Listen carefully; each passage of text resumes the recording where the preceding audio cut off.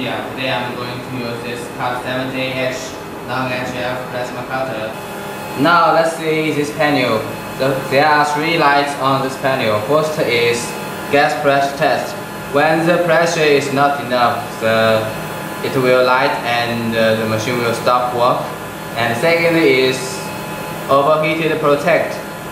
It means when the machine is overheated, the light will on and the machine will stop work.